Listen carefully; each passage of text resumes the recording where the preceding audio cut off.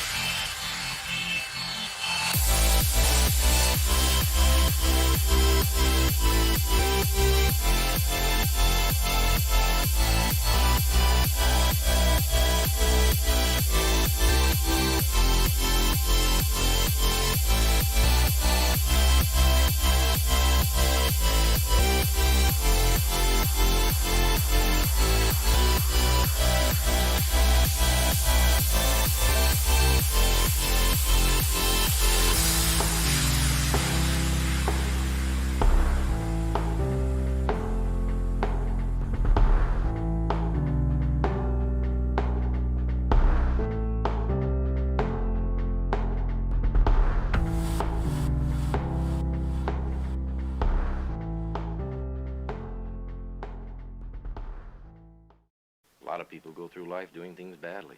Racing's important to men who do it well. When you're racing, it's life.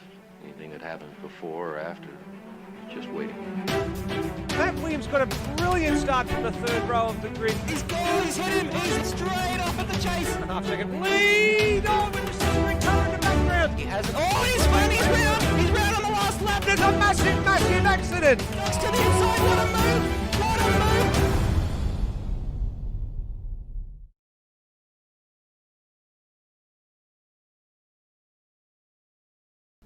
Lol.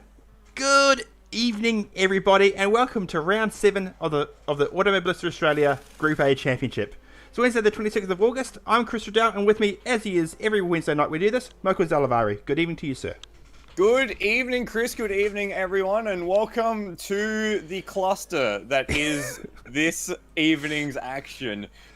We have 25 cars and not nearly enough road for them to go around. So we're in for a long night, is what's going to happen. It's going to be a chaotic night because we are tonight at Lakeside Park. Lakeside. Give us a copyright strike. Yay, I can't wait. Okay, we'll explain that story later. But yes, Lakeside International Raceway, this tiny little bull ring. It's 2.4 kilometers, so you get less than 100 meters to yourself at the moment with 25 cars in the server. It is a very small, very tight, very bumpy track, and a lot of drivers have had a lot of problems in the practice session getting around it. So normal qualifying format, 10 minutes, race length 50 minutes, expect around 52, 53, 54 laps. If we go full green. That is if we get 25 cars to the end, because that's no guarantee around here. See, here's the thing. You look at that track map. It looks really easy. You know, easy left-hander into a double apex hairpin, into a short back section, and then a hairpin. But that back section is evil. It's one lane. It's Yeah. one lane, and the reason it's evil is because the elevation change is phenomenal. This would be a really, really cool circuit if they actually had the money to refurbish it to modern standards and make it into something. This would like rival Barbagallo as like the very elevation-based, hilly, challenging circuit. Yeah, but unfortunately, it has fallen into a little bit of disrepair. Yeah, a little bit of lime rock. Yeah, for those who follow American racing, a little bit of Lime Rock. It's a bit more like up and back than Lime Rock. Lime Rock is kind of a lot more like sweeping corners. There is only, whereas here you've got those two big double back or double apex corners. Probably more Mid Ohio actually, but yeah, that back section is just blind crest apex, blind crest apex, tricky braking zone to a left-hander, tricky braking zone to a double hairpin. And then we talk about... It's really, really cool. Then we have the pit lane. Yeah. So we have a terrifying pit entry coming off the final corner, which, by the way, is downhill the whole way, very much like Barbagallo. And then the pit exit is directly onto the racing line. And I'm not joking around here. It's directly onto the racing line, as in... You have no choice, but that's where you're going. So, as an unpracticed, I came out of the pit exit in front of a car and killed 5 cars in the process. And that's the thing as well, because everything is so tight and so congested, that if someone makes a mistake here, rather, when someone makes a mistake here, it is going to affect multiple drivers. So, welcome to the cluster, everyone. Yes, indeed. And getting caught up in someone else's mistake is going to put pay to your championship positions. And if you look at the current point standings, it's incredibly tight up top.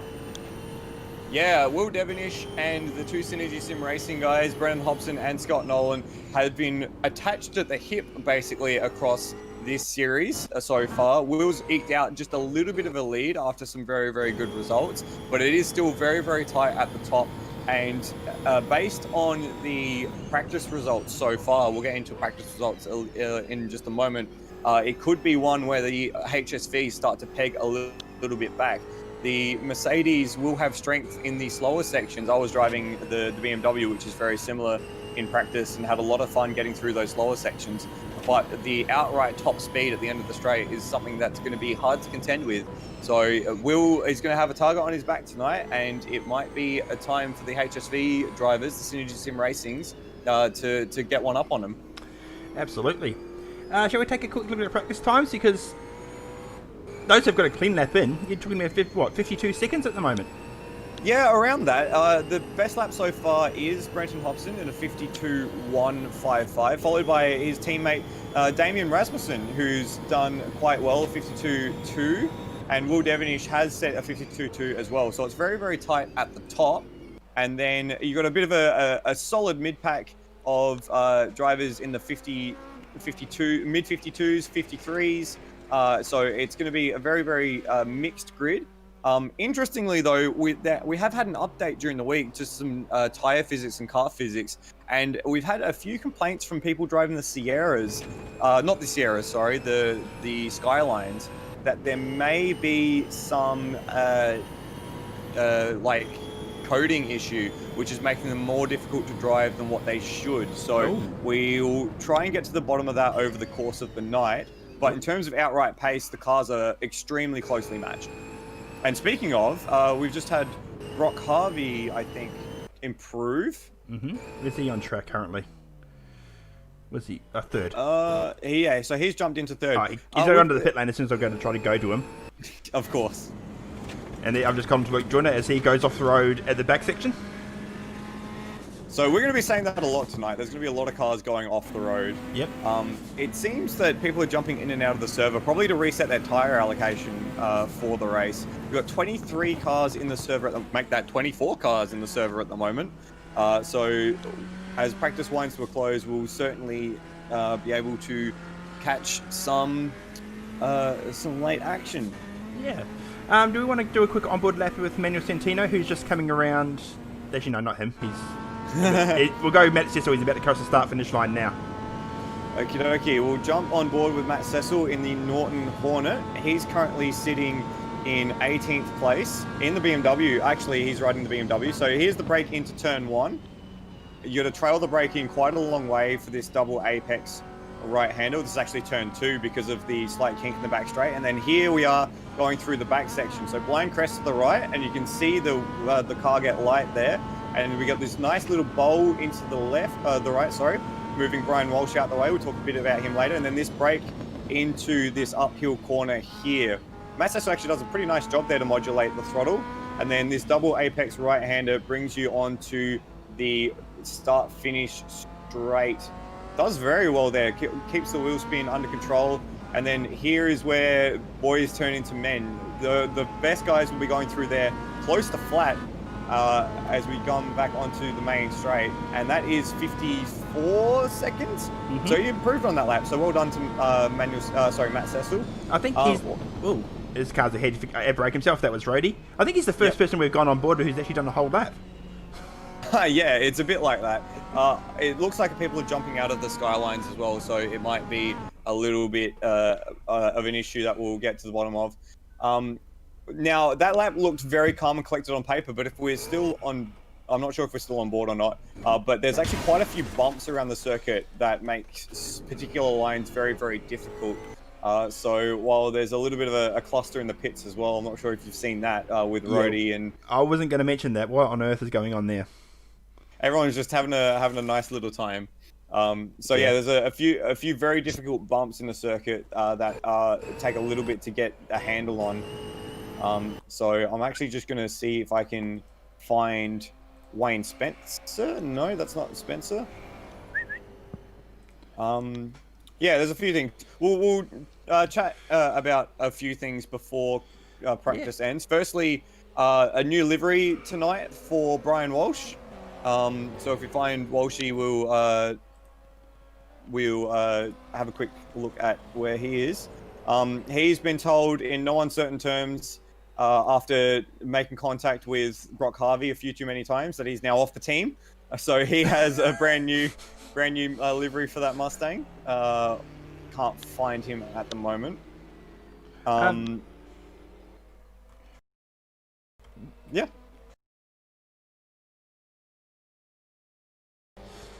Good evening, gents. Just injecting myself into the commentary tonight, and good evening to all your viewers and are watching this back as well. Got a little update on what's going on with the Skyline drivers, due to what you'd been mentioning, that a few of them finding the cars a bit undrivable since the tyre change. Brock's making an executive decision and is letting a couple of them decide to switch cars should they want to do so. So that explains why there's a few comings and goings from the server at the minute, is because they're all trying out a couple of different cars to find out what they can drive that they like instead of the Skyline.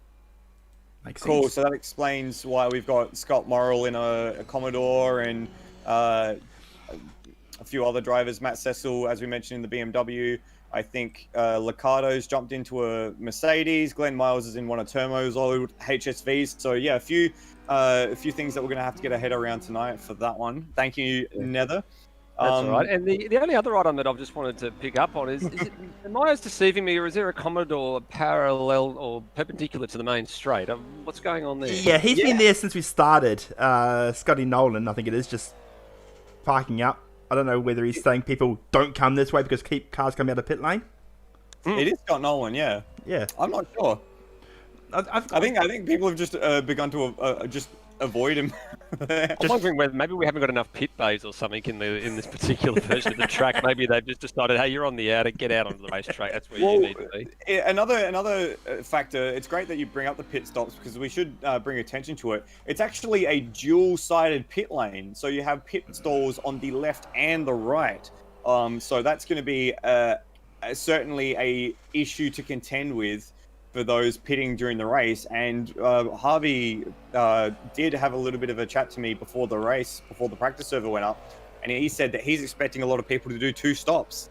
So saying that there's no way that the tires can hold on. So he was also saying he might get lost in the pit lane too. He said dibs on him getting lost. I did that in warm up. I came out of the wrong pit exit and killed 5 cars in the process. Brilliant. So easy to do. We have seen Brock lose his way in the pit lane before as well, so it's certainly not unheard of. Oh yes. So I think we're getting ready for quali now. 10 minutes around here. The good thing about being such a short track, you've got plenty of time to get your laps in. This is true. Yeah. So traffic management, while there's going to be a lot of traffic going around, you should be able to find a window to get out there. Yeah, but this is going to be frantic on such a small circuit, fellas. Let's not kid ourselves. This is probably one of the shortest, if not very close to the shortest circuit on the calendar at 2.4 Ks. And at one stage there was 27 cars in the server. There's currently 26. Getting space on track is going to be at a premium. Well, how many cars do they have here in the Group A days?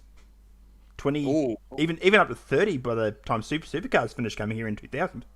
Yeah, but I think that was probably a bit more measured, I think, back in the day, wouldn't it? Everybody would have probably been a bit more respectful. I mean, there's already people queuing at the pit exit. I can see at least 2 cars there, if not 3. It looks like Rhodey and one of the Synergy Sim racing cars are the 2 at the exit of pit lane at the moment. So, yeah, we've seen a few tense moments in practice. So maybe getting out early is going to be the way to go.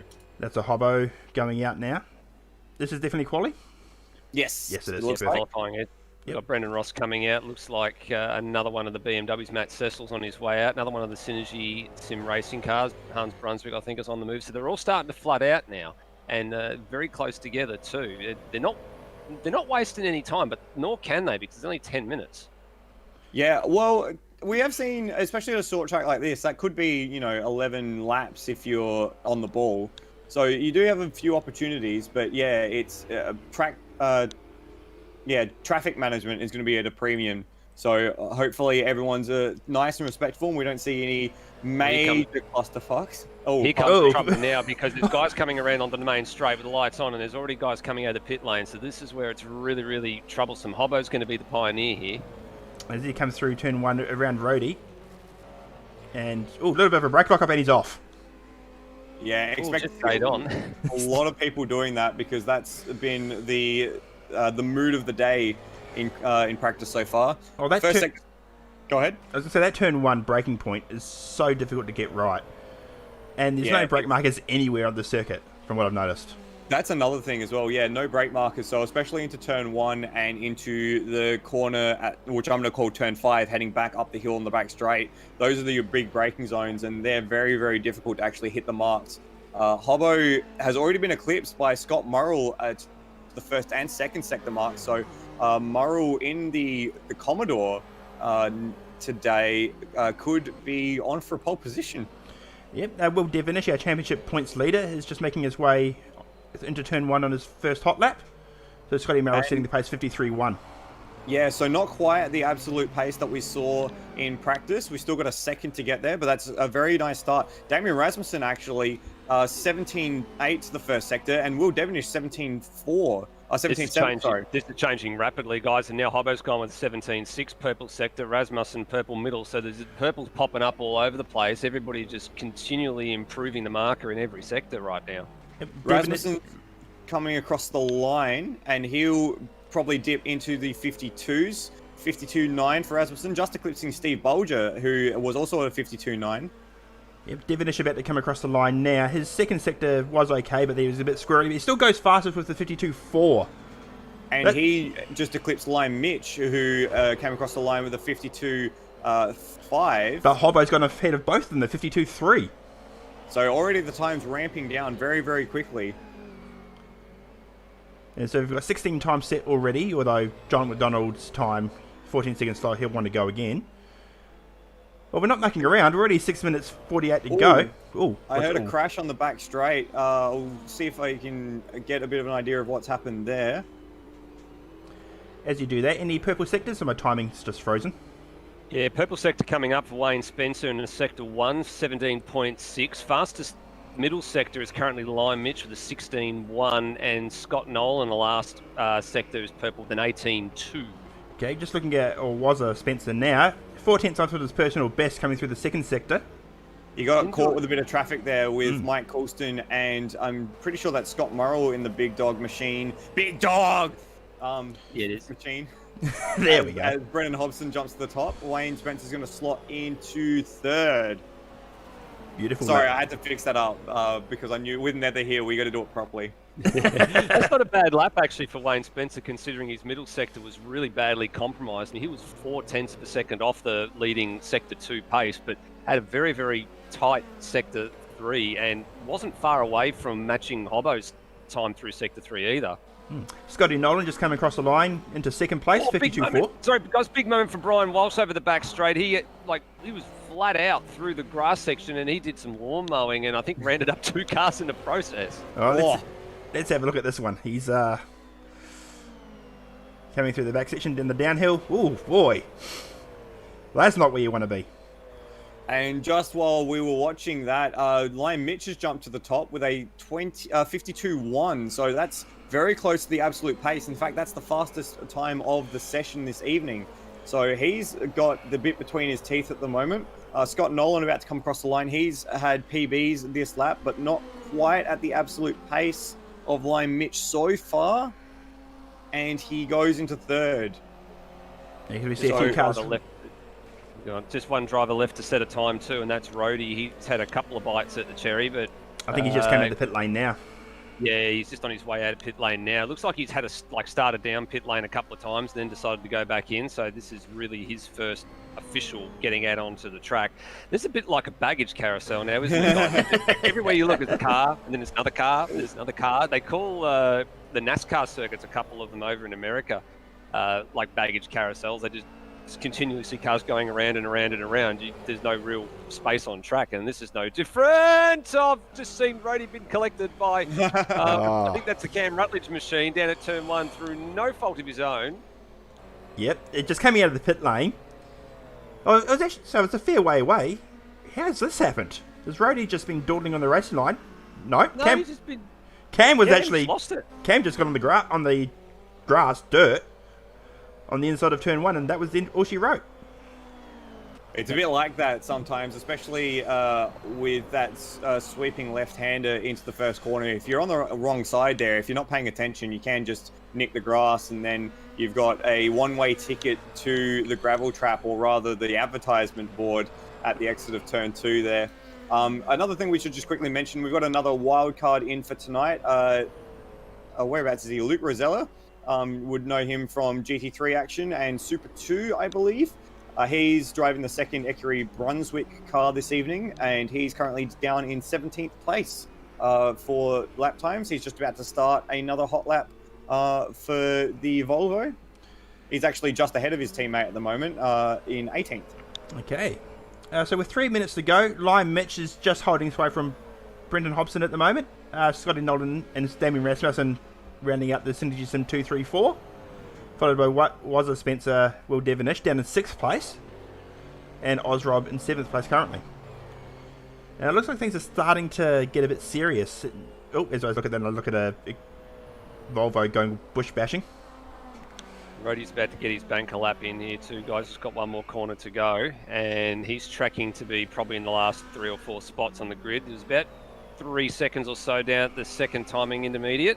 Just looking across the line now, that's 56.7. 56.7, so that's good enough for 24th out of 25th. And Will Devonish, Will Devonish was up 0.3 on his PB heading into the final sector, but made a mistake and only improved by 0.5.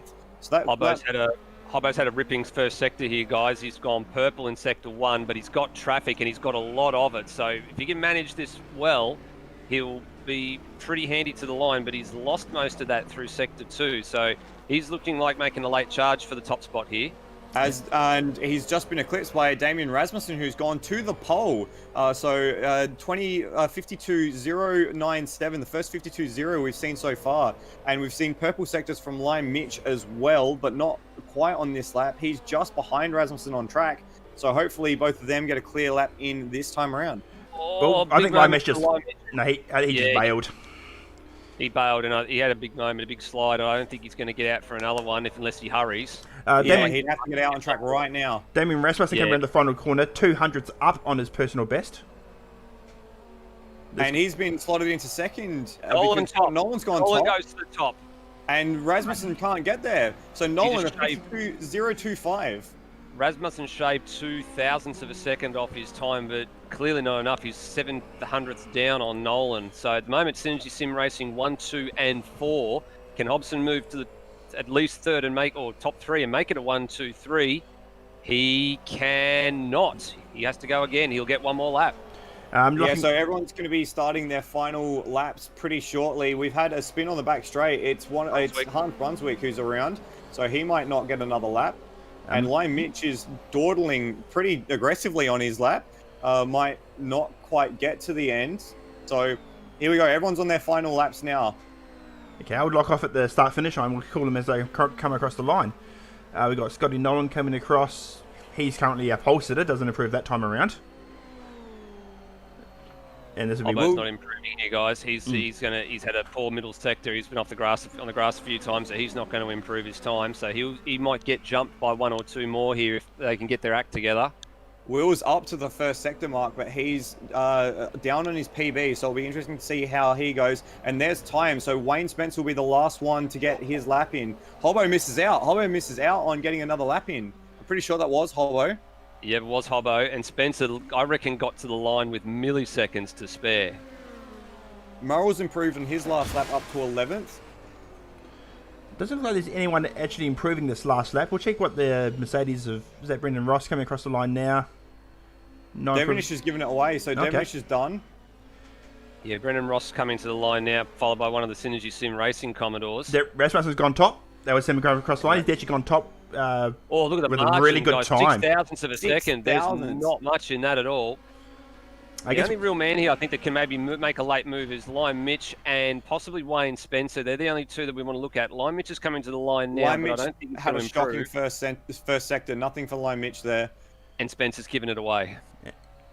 So that's all she wrote. Pole position, Damien Rasmussen. A great lap in the end. 52.019. 6/1000ths ahead of Scotty Nolan, his teammate.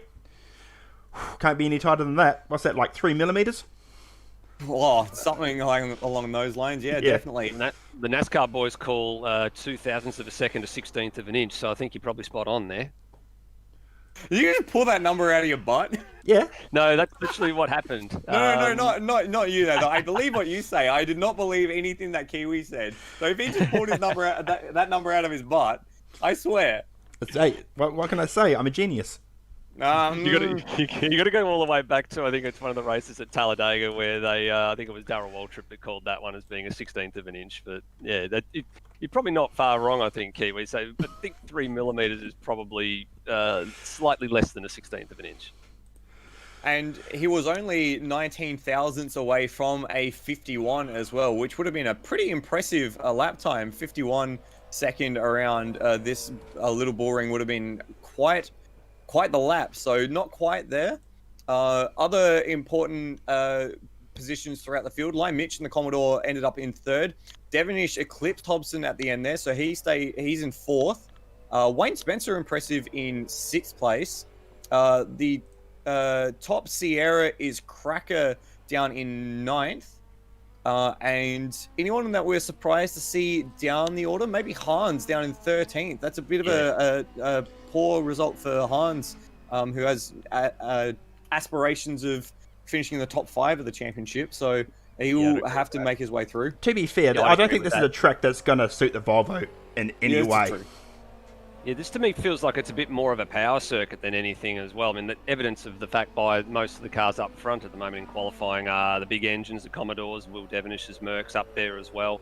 And look at the top 6 HSVs occupy 5 of those spots,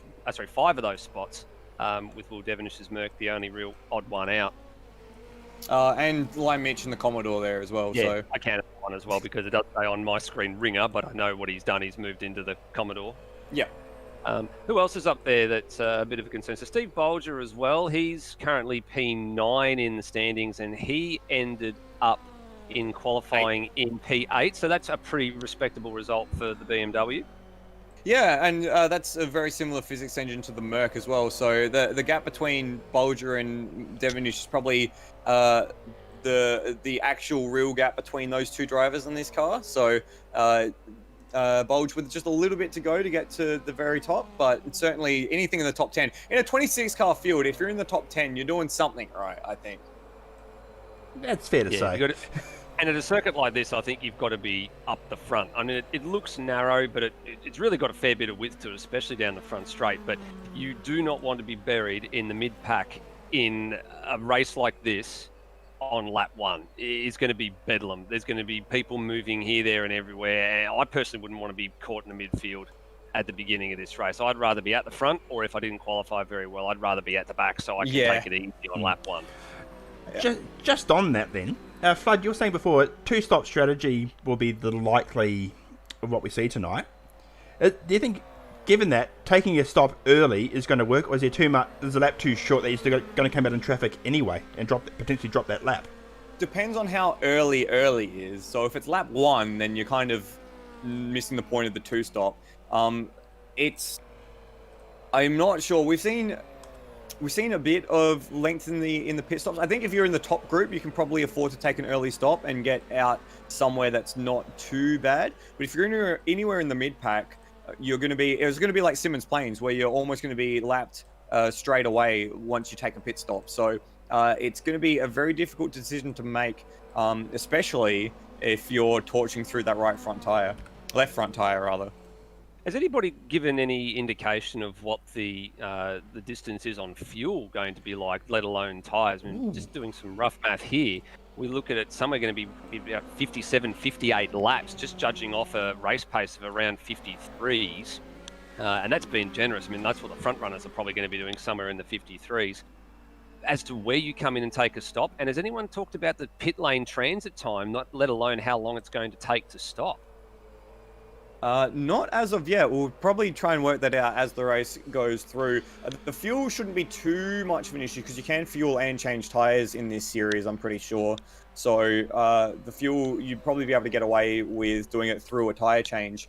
But in terms of the transit time, it could be, depending on when it happens, you could be a very congested pit lane as well. So that's another thing to consider. Because you guys are starting to take service and do some preparation work now, I think they're driving in and doing some practice stops. So I'm just waiting to see how this goes. I'm just watching Steve Bolger now. He came into the lane with 2 minutes 18 left on the clock. I'm not sure if he's doing a full service here or not, but the two Ikuri Brunswick Volvos came in as well. Bolger's on his way, so let's just count this now. So he's been in the lane for about 30 seconds or so now, and he's out at about 35-second mark. So that's about 2/3 of a lap distance here. So you probably are going to go a lap down if you come, even if you're in the midfield and you pit somewhere around like the lap 25 or so mark. If you can get that far, you will end up going a lap down.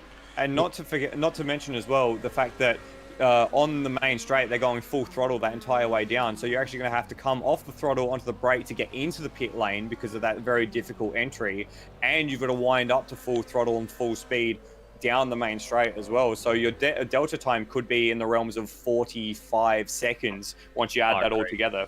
And as well, we've seen in this series brake temperatures and tire pressures take a long time to come up. So you're going to be really cautious on that first lap after the pit stop as well. So you could legitimately lose a full lap once it all comes together in a pit stop. You reckon we'll see any pit lane speeding infringements tonight too? I mean, I can see that it is a number of drivers are trying to take liberties a little bit with the pit lane entrance to try and keep their speed up. And I think we might see a few people try and attack the pit lane line, which is where the traffic cones are. Maybe we might get one or two that might just go a little bit too far. Maybe. I think almost definitely. That's a definite. And even on exit as well, because the cones haven't loaded for me for some reason, but the exit cones are right on the Armco? Basically, there's correct. one just off the racing line on the main straight. I actually nicked it a few times in practice, and it gives you a track cut if you touch it. So they're right on the edge of the Armco there, and almost on the racing line. Great track design, Queensland.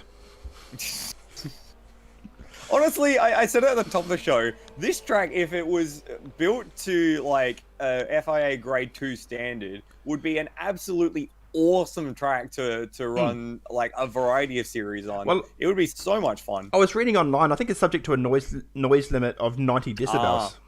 That's correct. There is, and there's also, I think, a lot of things in Queensland with what series are allowed to run at what circuits as well. I know IPRA in Queensland have tried to run at Lakeside before, but they've got Lakeside, they've got Queensland Raceway, they've got Morgan Park, and I think they're pretty much restricted to Morgan Park, given circuit owners and what they want to allow to race at certain circuits as well. Yeah. So it's a bit of a mess up there with regards to the sport for choice. They're like Victoria with 3 circuits, but they just don't have the luxury of being able to race every series, being able to race at the same location or multiple different locations every year. Yeah, this is true. Well, we just got a restart on warm-up because a few people have dropped out, so we'll keep waiting for them to all get in. But yeah, it is unfortunate that you can't have that wide selection of tracks around the country to race a lot of these cars at. And I think part of that is as well where teams are located. It seems that Melbourne and Victoria seem to have a very big motorsport culture, and it's a big hub, especially at the top level. With a lot of V8 teams being located in the Melbourne area. So it's unfortunate that we don't get to see a lot of racing at Lakeside. In fact, I didn't even know this track existed until about 2 months ago. Yeah, so it's a bit of a wild one, but it looks like such a fun track. It's fun and incredibly, I guess, terrifying. A fine line between pleasure and pain. But the guys in the group... Hang on a minute. Did you just quote a song in that one? Did I hear you correctly? I may have, yes. Quote, who sang that song? Is that the Divinals? The Divinals, yes, it is. Correct. And Flood, if you did not know that, I would have kicked you out of this commentary booth. Oh, come on. I know that. I just had to find the name. I know that. I'm not even from your godforsaken country.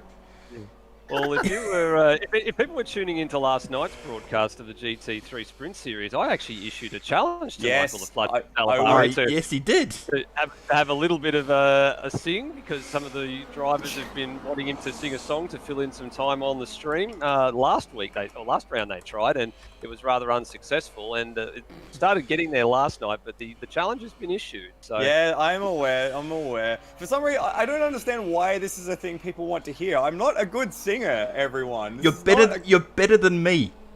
I mean, that's not a high bar either. I'll do it only if Nether joins in. We're singing what song did you tell me to sing?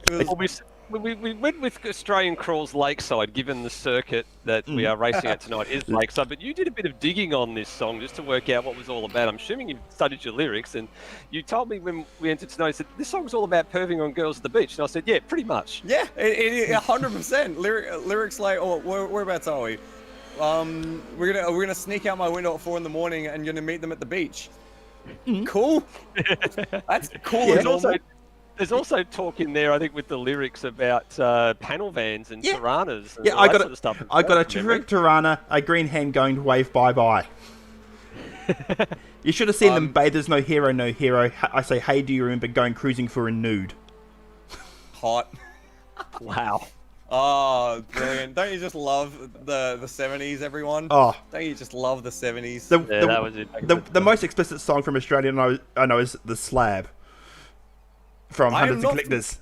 I'm not familiar with that song, so... I can't talk about it on stream without being demonetized. Go look up the lyrics. I will pass on that.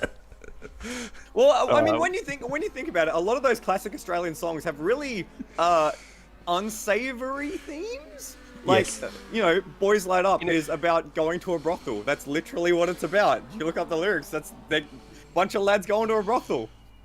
That's. Yep. Here we go. I think we might have a bit of music here. I think here we go. Yeah. Coming up next on Endurance Chat Radio. Oh no. Okay, here we go. We're gonna sing. Are you gonna sing? I'm only doing it if Nether does it as well. Lakeside. Oh wait, no, we got Lakeside, Lakeside. Demolition Derby coming up in 50-minute time. We're going to have how many cars finish? 17. That's what I'm saying. 17 finishes tonight. That's probably more than I think. That's the high bar, or is that the low bar? That's the bar. That's the bar. Okay, yeah. We'll go with. There could be a lot of drivers heading to the bar after the race. I mean, I'll be heading to the bar. Unless you're in Melbourne. Oof. 2 more weeks. Shout out to all of our friends in Melbourne. 2 more weeks. Well. Alright, got the cars slowly coming out on grid. Oop, Damien Rasmussen just popped in on pole position. Who we got? Waiting on Lime Mitch and Luke Joyner. Yeah, there's a couple that are diving back to the pits. I think maybe a few guys are a bit worried about their setups and their fuel. I think here there's a few that have come to the grid and then gone straight back to the lane and then reappeared on the grid. But I think we've got everybody now. We do. Warm-up lap will be commencing, and here we go. Damien Rasmussen on pole. Take it away, you two. I'll take the first few. Rasmussen on pole. First pole for Rasmussen this season. So good job for Damien in that Synergy Sim Racing HSV. He's joined by his teammate Scott Nolan on the front row. And then Lime Mitch in a Commodore tonight thanks to the problems for the Skyline. He's got championship leader Will Devenish next to him in 4th. Brendan Hobson seemed to have missed the start of the warm-up lap because he's a bit further down, but he starts in 5th. And it's Wayne Spencer out of 6th place, and he's got Ozrob just behind him. He's in a BMW this evening, and another one of the Skylines that's traded off, and he's got a BMW next to him as well in Steve Bolger. Cracker leads off the Sierras, and then it's Brock Harvey in 10th, and that's your top 10. Coming a bit further down the order, Scott Murrell in the MHRT number 35. Big Dog's Commodore taking over that tonight. Big Dog is absent. Luke Joyner alongside him, the Dale Smith Flooring number 7. Then back to Hans Brunswick, who's a lot further back than what we thought he would be starting, but given the deficit that car has, it's going to have a bit of a struggle to maintain position and get through the field tonight. Mike Coulston's BMW, the Texaco number 66 alongside him. Another BMW, Matt Cecil, the number 22 for Overdrivers Annan. Daniel Cox, that's a new car in the field tonight, the number 94 Silk Cut Commodore for Anson Motorsports. Luke Rosella on debut, the other Ikuri Brunswick, the number 55, which is previously campaigned by Matt Schwass. Then Brendan Ross's Mercedes-Benz. Dane Liccardo also in the 190E. Brian Walsh in his Map of Tassie Racing Ford Mustang. Yep. Termo Engineering, piloted by Termo, then back to Cam Rutledge, John McDonald, Rhodey, Glenn Miles, and Manuel Centino rounds out your 26. 26 cars. 26 cars into turn 2. Good luck, everybody.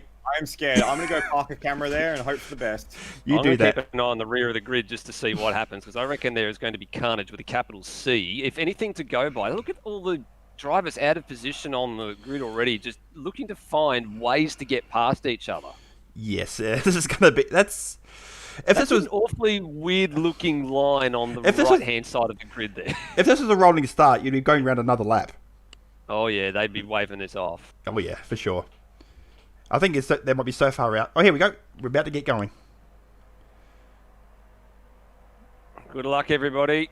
Yeah, we're going to need it. And we're away.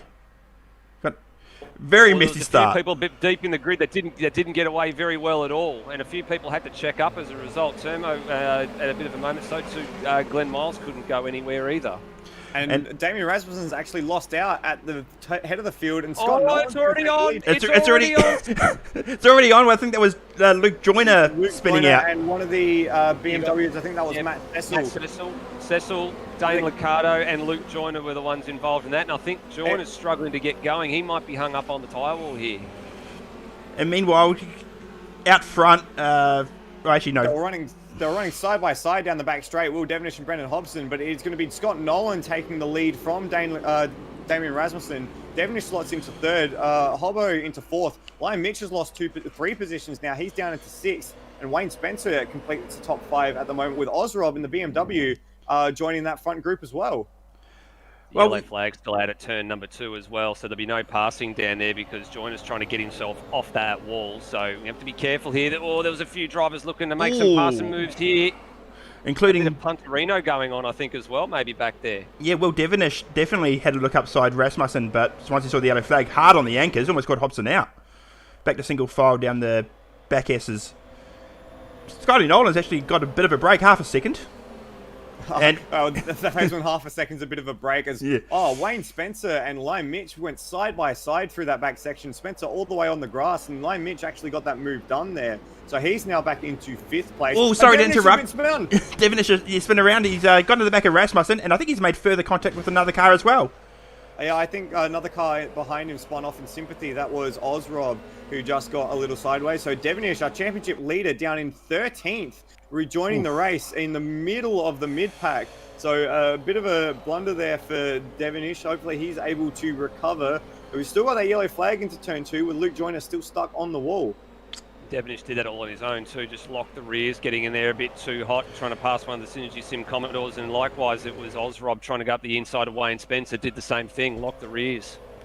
Just looking at Liam Mitch here, he got it all crossed up coming out of too early on the gas. It's going to give Hobbo a chance if he can stick with him through this bottom of the S's, may have a chance coming onto the front straight. As we see, in the background just goes a little wide, so he's lost that position to Brock Harvey, who's up 4 from the start, so well done to Brock. Interesting with Liam Mitch, he was actually behind Hobbo from the start. Remember, he dropped 3 or 4 positions, so he's actually past Hobbo somewhere in the last lap that we've missed. So well done for Lime, and a few quick lap times coming in now. Rasmussen 52.4, really starting to up the pace as he Hobbo's off. Away. Hobbo's off. He's outbraked himself into turn 2, and he's going to cost himself 1-2 positions, it looks like. Maybe even... Yep, that's going to be Harvey. Harvey behind him. Yeah, he lost 1 to Wayne Spencer, so he's lucky to stay ahead of Brock Harvey there. Side by side, Beamers behind them between Bolger and Ozrob. Ozrob down the inside of the S's. Hold your butts, and he's... Oh, they survived that one. For now. For now. Oh, looks like we've got already a few pit callers. I think that's Cam Rutledge who's gone in the pits. Luke Joyner has extracted himself from the wall, and he's made his way to the pit lane. Okay, so a full green track. Yeah, he's 3 laps down though, Luke Joyner. He spent a long time trying to get out of that trap at turn 2. And I think that's it for the moment. Scott Nolan, very deep into turn 2 there, and that's given Damien Rasmussen a bit of an invitation to get right on the rear as they come out of that double apex right-hander. And these two now are separated by a car length heading down the back section. Ooh, bit of dirt on exit there from Scotty Nolan. That might give Rasmussen a bit of a sniff, but no, he pulls back. Better to not take a risky move on your teammate this early in the race. As we see, Liam Mitch with a massive moment. How has he held on to that, honestly? That's the third massive moment I've seen him take already. Coming through the final corner now. We've got some corner names. Turn 1, BP Bend. Turn 2, you like this spot, the Carousel. Oh, that would make sense. Yeah. And just looking at it from above, you look at it and go, well, that's, you basically do a 180-degree turn, very, very similar to at the Nürburgring, and just keep carrying on. Yeah. Hobbo's now set the fastest lap of the race at 52.40, as Will Devenish is coming back up through the field. He's just making a pass on Cracker for 8th place, and they've got Cam Rutledge just to contend with, who gets out of the way there. He's a lap down, and Luke Joyner as well is a few laps down. He's just got a drive-through penalty for pit lane speeding It's unfortunate for Luke. His night goes from bad to worse. We did call it that was probably going to happen a few times tonight, didn't we? Not 5 minutes into the race, though. Yeah, not this early. That's No. the only downside. I'm wondering what's happened to Cam Rutledge too, because he's missing his front splitter on that Sierra, so he's had an excursion somewhere off. That's probably why he was an early caller to pit lane. Tell you what, I might be on at the front here. Rasmussen's going around the outside of Nolan through BP and going to have the inside line to the carousel. Still going to be on the brakes, and he's going to stick it up the inside and get the move done. Well done, Damien. So he holds the lead now while his teammate is immediately behind his other teammate setting the fastest laps. It looks like having a little bit of fresh air has allowed Hobbo to really wind up the pace as well. And as they come back down the back section, we're trying to learn the corner names as we're going through as well. Thanks to Nathan Higginson in the chat for giving them to us. Yep, coming through Hungry Corner now, I believe. That's a great name for a corner. Yeah. And through the final corner now, which is the Ford corner. Probably due to the success that the Sierras had here, or, just sponsorship deals. That tends to happen. Steve Bolger's actually dropped a few places in recent laps. He's down to 10th behind Cracker's Sierra. He was on the tail of Will Devonish, who's making a move on Ozrob's BMW, heading through turn 1 into the carousel. Gone a long way around, though. But he did well there and got it done. So he's back up to 7th. He's got Brock Harvey next in his sights. And just ahead of them, though, Wayne Spencer's not making it easy for Brenton Hobson to get past. Keeping in mind, remember, Hobson made that mistake a couple of laps ago, lost a spot to Wayne Spencer, and have a look at him hustling the back of the other Commodore along all the way through turn 6. Tried the move, and he's going to make it stick, is he? Wayne just opened up the steering there to leave their bit of room. A little bit of a wiggle on exit gives them a little bit of contact. Now they're going side by side almost through the final corner onto the main straight. Hobbo's got a great run, actually. And if he holds his way out through BP Bend, he might have a shot into the carousel. And he's looking for it, dives down the inside and keeps it up on the curb. They're still side by side through the second part. And Wayne is going to prevail. They're going to go side by side out of the corner as well. How good is this? This is great amazing. Defensive display from one driver and great attacking display from the other. And finally, the gig is up for Wayne Spencer, but it took the better part of 3/4 of a lap for Hobbo to make that stick. But it may not be over and done with yet. I wouldn't hesitate to see that Wayne might resend it, but now that Hobbo's just started to itch away just a little bit, I think that this move is pretty much done and dusted. Yep, I expect to see Hobbo now either pull away from Spencer or even consider a pit stop soon, because we know he loves an early stop. Given that Devonish was starting to make his way through the traffic pretty easily, I mean, he's just dispatched to Brock Harvey. That move was pretty critical for Hobson to get that done, so he can start to make tracks and get back onto the back of line Mitch. Just on Brock Harvey, good that you noticed that change in position there. Harvey actually made a mistake in the first sector, so he dropped well into the clutches of Ozrob. Before that lap, there was actually about a second gap between them, so Harvey's made that easy for Will, and he's potentially going to lose out to Ozrob as well. Yeah, got the mosquito of the M3 behind him. Just back up the front, the leader's already encountering heavy traffic. Glenn Miles and Luke Joyner again ahead of Damien Rasmussen coming into the final corner. So it hasn't been easy going already. And if this is only 10 minutes into the race, you can imagine we're in for a long night for those guys up the front. Absolutely. These two have pulled out a good couple of seconds now from line Mitch. So if I were the Synergy Sim boys, settle into a rhythm, worry about the positions at the end of the race, get as far away as you can for now.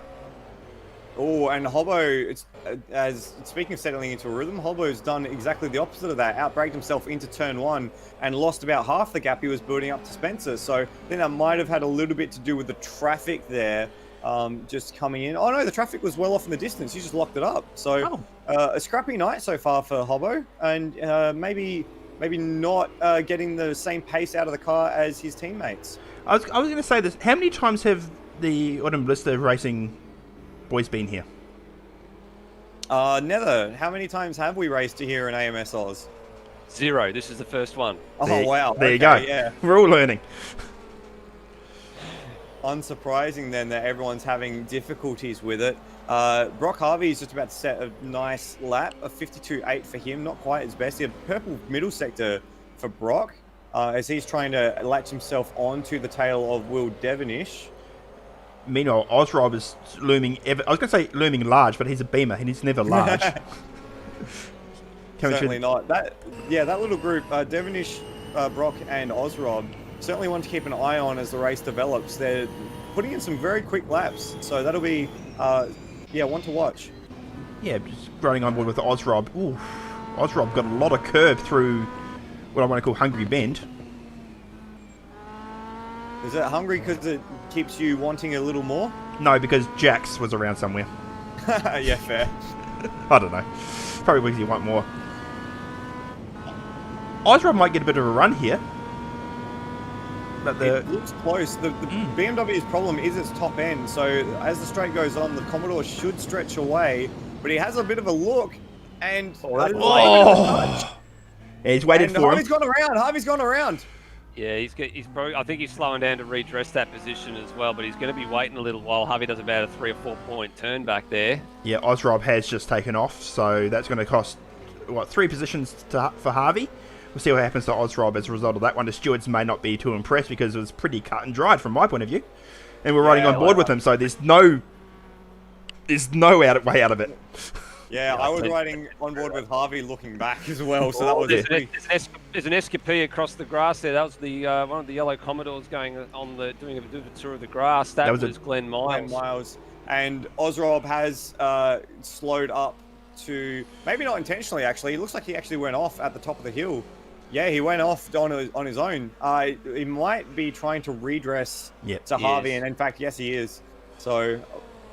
smart move there from Ozrob to just keep the conversation out of the steward's room. Yep. It's important to race hard, but race fair. And that was an example of racing too hard and then being fair about the consequences. And that was the only real battle that was going on for a while until that little skirmish unfolded. And then the next one's all the way down 17th and 18th, and that's Turmo and Dane Liccardo. They've been glued together for a little bit. The traffic is starting to really split up some of these battles that were starting to unfold at the front. Yes. This is like a proper endurance race, and we're only 12 laps in. It's already better than Spa. Oh, as I see go to Brendan Ross, he slides it drift style through the corner at the end of the downhill S's. That was massive style points for Rossi. And we've got Brock Harvey in the pits now, so he's decided after that a little bit of a moment to come into the pit. So this will be our first indication of what you lose in a pit stop. Mm-hmm. So he was in, I think, 7th place before the pit stop. So he was just ahead of Ozrob, behind Steve Bolger. Yeah, just watching him now. So currently down to 16th. We've got Liccardo, Dane Liccardo, get it right, Christopher, coming across the line now along with everyone behind him. So he's going to come out 20, maybe even behind Rhodey in 22nd. Well, I'm just watching Steve Bolger and Ozrob and seeing where they are on track. They're at the very top of the hill, Eastern Loop. So they could potentially... Yep, Harvey's on the way out now. He's just got himself a drive-through penalty for speeding. Oh, no. Oh, Brocky. So he's come out about, I'd say about 300 or 400 metres ahead of where he would have been had he had stayed out on the track. So he almost lost a full lap in terms of where he was. He's gone a lap down. That part of it's, there's no dispute on that. Yeah. That to say that he's come out about 300 or 400 metres ahead of where he would have been had he have stayed out, that means that transit time was somewhere in the realms of about the 45-second mark that we alluded to earlier. Yeah, exactly. So quite a way to go for the pits. If you're coming through the pits, it's going to be a very difficult night if you don't have a little bit of space around you. Just looking down the main straight at the moment, is it just me or has Lane Mitch really caught onto the back of Scott Nolan? He absolutely has. I think Nolan got stuck behind Rhodey through the back section, and that's allowed Lime Mitch to catch right up on him. And there's look at the lap traffic ahead of him though. Good lord. Lap times for Lime Mitch have been pretty handy over the course of the last couple of laps. 52.2, 52.6, 53.2, and a 53 flat. And Nolan's times were all in the 52.9, 53.2, and a 53.3. So the traffic has really fallen for Lime Mitch. He's made good use of that traffic being in the way for Nolan. Yeah, and if you just look in the background there, you can see the traffic's absolutely torched Brenton Hobson there. He's been held up by Termo and Mike Coulston. So traffic giveth and traffic will taketh away over the course of the evening. We're only 17 laps in, 35 minutes left to go. So we're in for a very long night. And just looking at that last lap time, half a second lost just in that final sector for Brendan Hobson over Lion Mitch. So that traffic management is going to be unbelievably key as we go through the remainder of the race. Oh, we just might see a bit of a elastic band braking. Scotty Nolan has just got around Brian Walsh, and he's held up Lion Mitch in the process, so that's going to cost Lion at least half a second. And he still hasn't got around him because he made a meal of that final corner. So it's going to get him down the main straight here. I think he'll just wait, pick his time, and peg it out of the final corner. I think he's flashing the lights. He's not too happy about the blocking, but here we go. Down the inside, pegged it out of the final corner, gone. Yeah. So too's Hobbo. Now, Hobbo, that's worked really, really well for Brenton Hobson. That traffic has been favourable, even though it was not intentional on Walsh's part. They just latched that Synergy Sim Racing Commodore onto the back of the VK very quickly. 1.5 seconds last lap around, the difference between Lion Mitch and Brendan Hobson, and now it's nose to tail as Lion Mitch makes a little mistake coming into the carousel, and now he has Brendan Hobson latched onto his rear bumper coming through the back section. So as I said moments ago, traffic giveth and traffic taketh away, and it's taken away all of that advantage Lion Mitch had. You're looking ahead of Lion Mitch. He's got a bit of clear road now, so if he can defend from Hobbo, which is no easy feat, we've seen from Hobbo already make a couple of aggressive moves on Wazza in this race. Ooh, bit of a moment there for Hobbo coming over the hump. Which one? All of them. No, the one out of the to the forward corner. Yeah, well, just echoing what someone said to me when I said, "Oh, there's a few bumps around the track." Yeah, they said which one. Yeah, there's plenty to go around. I was going to say, I think someone said it's like they just laid tarmac on the land and just said whatever happens, happens. Yeah, well, it feels a bit that way, and honestly, from the driver's seat, it probably looks a bit that way as well. Bounding over the hill and through the little bowls here, it's all very, very bumpy and easy to unsettle the car. It's like acne on a racetrack. Yeah, that's a great way of putting it. Oh, we have a yellow flag coming into where we are now. That's Brendan Ross. Cam Rutledge, who's spun around on the infield. That was the number 19 machine. That was the Munro 19 car there. That was off the track. And he's taking a stop. Just held up both Lion Mitch and Brendan Hobson through that final corner. So if Hobbo managed to get the power down, he has got a pretty nice run on the Commodore this time around. If he's got any chance of making a dive, Lion Mitch covers him off and almost last of the late breakers there. That was incredible.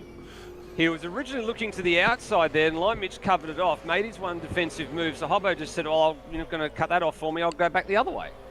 I think Lion Mitch might actually get in a little trouble for that, because that was definitely moving under brakes there, and it was very lucky that Hobbo didn't plow right into the rear bumper there.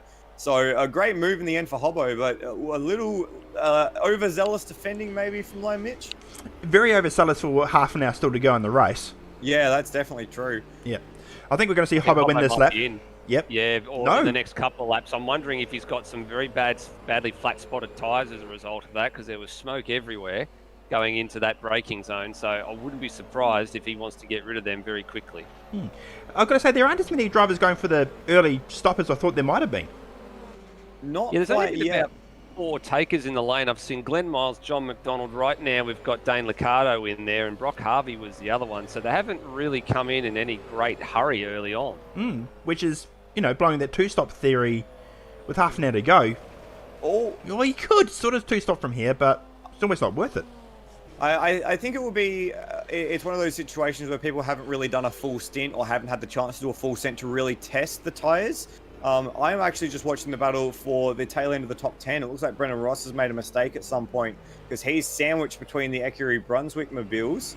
And that was a little bit of a hairy moment coming into the final corner. I think the fastest way to do the race is probably to do 2 stops, but maybe a few people haven't actually tested that and checked it to see whether or not it would work. So you could probably do it on 1 stop. I'm just not sure if it's the fastest. And we've actually got a DNF actually, Mike Ooh. Coulston's just recently dropped out of the race. Yep, We'll go back and see if we can find that. while you're talking about that DNF, we just saw Brendan Ross make the move on Hans for 9th place, down at the the corner out of the S's, and now he's going to pull away. It gives us. So we should point out with with half an hour to go. Whew, this race has been crazy already, but I'm going to lock off. There we go. Lock off at the. Oh no, that's the wrong button. Where's the leader? He's just coming onto the main straight now. He's sandwiched right up behind Manuel Santino. Actually fires him into the wall there. Yeah, I did see that. I'm not sure if there was a bit of a touch there, but that was a little bit messy coming through the final corner. Yep. So we just saw Damon Rasmussen, Scotty Nolan, Brendan Hobson, SSR 1-2-3 at the moment. We've got Will Devonish in 6th place, just coming across the start-finish line. Then Rob got just in the background a yep. shot there. Luke Joyner's a lap down as his term. Oh, Luke Joyner's a few laps down. There's Rody a lap down, and there's excuse me. So and there's Steve Bolger and 8th. Very, very difficult to actually keep up with everyone who's going through. Bolger's just come through, and then next will be Brendan Ross. So that's the Mercedes, followed by the 2 Equerry Brunswick Volvos. They are all fighting for position. And then it's Cracker and Daniel Cox in the Silk Cut. I almost said Silk Cut. I knew that was going to happen. I knew it was going to happen. They've just come across the line now. Then the next driver will be Matt Cecil in the BMW. And then there goes the leaders again. Yeah. You don't get a lot of time here. No. So the top, I think it's the top 13 are still on the lead lap. I think Cracker has actually just sent it into the gravel trap at turn 2. Yeah, Cracker was the last one on the lead lap, and we look for where our race leader is. I think he might be just behind him right now. Yeah, yes, he is. Immediately behind. Oh, and just in the background there, I think that was Scott Nolan. Almost off, and he's got Brendan Hobson up his inside. Almost in contact there as they sandwiched up to the uphill corner, hungry corner. And very, very tight between the pair of them. Nolan had a big moment coming down the hill and almost sent it into the fence. So very lucky to get away with it without loss of position or any damage. Another stop at Daniel Cox has just come in. We've also lost Cam Rutledge from the race. He did have that excursion very, very early on. So that makes it 2 retirements out of 26 that started. The other battle that's starting to get interesting here, fellas, is Will Devonish is starting to get interested in the rear bumper of Wayne Spencer right now. Oh, not just interested. He's had enough interest in that rear bumper. Yep. He doesn't need to sample. He just take it straight off the plate. Great move. So that's Will back up to 5th place. He started in 4th, and remember had that moment coming through. It was the final corner, or the corner at the top of the hill there. He made that mistake. So on the recovery drive, his next target will be Lime Mitch. As just in the background, I'm seeing one of the Volvos come into the pits. That's the 11th place man, Luke Rosella. Yep. So almost a one-stop here. If you come in now, you could probably stretch it to a one-stop, provided that your tires aren't 100% in the red already. So what about if anybody's got into like a fuel-saving mode to try and or tyre preservation to try and make sure they get to a one-stop strategy? I think that's where a lot of the fields seem to be heading at the moment. Yeah, well, if you've got the luxury to be able to do that, if you've got a bit of space around you, that might be the optimal strategy. And especially for the guys at the front, the HSVs, they've been pretty untroubled since Will's little incident. So they've certainly been able to manage their race and take their chances with traffic as the leader comes in the pit. So tyre preservation has been the name of the game in this series. So Rasmussen in, and he's being followed in by Scott Nolan. So Hobbo stays out. Lime Mitch also comes in. So Devonish stays out. And as does Wayne Spencer. I think you see Hobbo in pretty quick smart then. As we see, was Spencer having a quick look down Devonish, and no, doesn't get the move done this time around into turn 2. So I'm just keeping an eye on Scott Nolan. He's already on his way out of the pits. So that's a great pit stop for Nolan. He's almost been fired into the wall by Brendan Ross there, who came across the straight just as the Nolan was coming through the pit exit. And Rasmussen, in comparison, is only out of the pits now. So he's dropped down into 8th position across the line, just behind Brendan Ross. 2v4 tyres, maybe? I'm not sure why you would take 4 tyres. In saying that, though, Lime Mitch has gone a lap down to Brendan Hobson, so that kind of gives you an idea on the difference in pit stop time. Yeah, that was a 45-second stop for Mitch. With the had the clock out just to see how he went there, and saw the 2 Synergy Sim cars go past him in the lane, but he definitely took 4 tyres, Lime Mitch. So yeah, Nolan with almost a 20-second quicker pit stop. In But fact, Nolan's coming in again. Oh, has he not yeah. taken tyres? Has he not done something? Oh, that's a real shame for Nolan. He'd be fuming. He'd be absolutely filthy with himself if he's not been able to get in the pits. I wonder if he's sharing a pit stall with Rasmussen, so he's just had to go through and get out. Tyres, guys. There's cars going up on the jacks. The front tyres are being done right now. I'm just going to say, and the rears as well. I don't think he took tyres. Yeah. I think he did fuel only. That's a massive mistake. I was just umming and ahhing at Damien Rasmussen going 3 wide with both Equerry Brunswick mobiles, Brock Harvey, and I think that was Matt Cecil in the Big Dog machine, if I'm not mistaken. No, Scott Morrill. They went almost 5 wide into the first corner, but Rasmussen managed to eke out the other side ahead of that group and maintained his position. Guys, to give you an indication here, Nolan has had to tour the lane twice. Devonish came in behind Nolan for his single stop, so this will he's going to jump Nolan here. He's going to probably jump at Nolan at least, maybe one other car, depending if there's been any slow stops. It'll be interesting to see where he comes out relative to Rasmussen and that pack of cars behind him. Race leaders in. Goes through now, and you can just see Will Devonish coming out of the pits now in 4th, and there's Liam Mitch. And Hobbo's just come into the lane, so race leader in. That releases Rasmussen back onto the track. Currently P3 at the minute. Liam Mitch is 4th, and Will Devonish is a lot closer to Liam Mitch than he was a couple of laps ago. That battle is raging. They'll give that a 5-6 laps. That'll be tasty as hell. We've got cars double stacking in the pit lane, so you can actually share a pit boom. It looks like it just merges the cars. Yep. That's fine. 2 become 1. Hobbo's just starting to get on the move now, guys. So where's Damien Rasmussen? Just coming out of the second last corner now. Yep, we'll keep an eye on Rasmussen just coming through the final corner. It's going to be tight. Yeah, by the time Hobbo gets back up to speed, though, Rasmussen will round him up here. Yep, easy peasy done. There it goes. So there's Rasmussen back into the effective race lead. Hobbo that gap has come down a lot, though. That Hobbo was a lot further away before the stop started, so going longer, maybe pumping in a couple of good laps, has probably helped his cause a little bit. And now he's going to have slightly better tyres until the end of the race if they do go the one-stop strategy from this point on.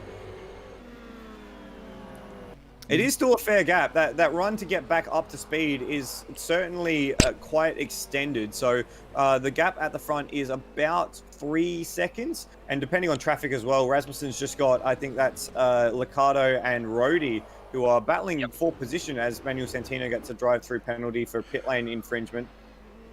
So it hasn't worked out too badly for the Synergy Sim Racing guys, except for Scott Nolan, who at this point in time is down in 8th. Oof. He's dropped behind Steve Bolger, to give you an idea of how far he's dropped. He's an angry man at the best of times. I would not want to meet him in this behind the pit buildings at the end of this race. And Liam Mitch is set the fastest lap of the race, so he's eking away from that battle with Will Devonish at the moment. Just going through, having a look, everybody ahead of Scott Nolan has also stopped as well. So Nolan is going to have to get his elbows out to make this happen on track, with the exception of Ozrob, who currently leads the race. And it's still going we've around. Seen Ozrob do this a few times, actually, run very, very long on tyres. His lap times aren't too far away. He's only 7/10 away from his absolute best. So that BMW certainly very kind on its tyres. And we could see Ozrob pull a little fast one and maybe even jump Wayne Spencer if he gets lucky. Well, he has had a couple sluggish laps in there, though, too. He's had a couple of 54s. His last two have been mid-53s. And his best laps are 52.7, which came all the way back toward the beginning of the race on lap 6. So for the most part, he's actually been in the mid-53s, so pretty consistent, but just with a couple of outliers going long. There is actually a pretty decent gap between 6th place Wayne Spencer and 7th place Steve Bolger. That would be, I'm suggesting, where Ozrob could find himself in. Remember, he was battling with Bolger before the pit stops. So running long might yield him that position. Scott Nolan is only just behind as well. Yeah, he's got Bolger is the first car a lap down to Ozrob as well. So I think you're pretty much spot on there, Flood. I think he will probably drop in behind Spencer and ahead of Bolger. This race is going to shake out nicely as we just see Manuel Centino coming in for his drive-through penalty. And Roddy's made his pit stop now coming out. Oh. So Roddy's just come out ahead of Brendan Hobson car. And there's a big group of 3 or 4 cars behind them as Roddy promptly does what the Sierra does best and plows himself almost into the gravel. Ryan Walsh has had a moment coming off of turn 6, gone straight into the fence. Actually had to engage reverse gear. Now he's got to worry about his rejoin with all this traffic, but he's done it pretty well. So it's a bit of a mess at the moment. We're trying to get a handle on where everything sits. Still haven't seen the leader come into the pits yet. Ozrob still jumping around very nicely. He's just started lap 35 as we've got 20 minutes remaining. And still pretty consistent with the mid 53s for his lap time as well. Now, closest battle on track at the moment is probably Daniel Cox and Luke Rosella. They're just coming through the final corner, battling for 12th. They've just been passed by Will Devonish, who's just put both of them a lap down. And they've actually got John McDonald not too far behind them as well. Oh, we've got Roddy off in the turn 2 gravel trap. He's probably ploughed straight on there. Oh, that's easy to do. Yeah, just... Leaders in. Leaders in? Here we go. Leaders in. Right, so this is going to be the critical one. We'll see where Ozrob comes out. So we know Damien Rasmussen is going to take the lead of the race. So he's done 35 laps here, Ozrob. That means he's going to need a lot less fuel. But what's the limiting factor here, tyres or fuel? Tyres definitely will be the limiting factor. It has been pretty consistently throughout the races. So Rasmussen comes across to take the lead of the race. Hobbo comes across as well. Lime Mitch is going to now... Yep, just looking off at the front to see where Ozrob comes out of this. As you see, cars getting around Turmo. Oof. There's Wayne Spencer just behind John McDonald's BMW. And Steve Bolger is only just coming up Hungry Corner, so it could be that little gap. Ozrob's still in the pits, though. He hasn't moved. I reckon he's got a damage repair going on here, guys, because he's been stationary for an awfully long time, much longer than a normal stop, and he's still only just getting going now. And Bolger's coming onto the main straight, so he's going to lose that position. Might lose that position to Nolan as well. Yes, he does. And the next man is 9th place. Man's just coming around second to last corner now, so he's going to come out in 8th here, Ozrob. And almost a lap down because Hobbo and Rasmussen are already ahead of Brendan Ross. In fact, if you're just looking back of Ozrob's shot, there is the race leader. And the fastest lap for Hobbo that time around as well.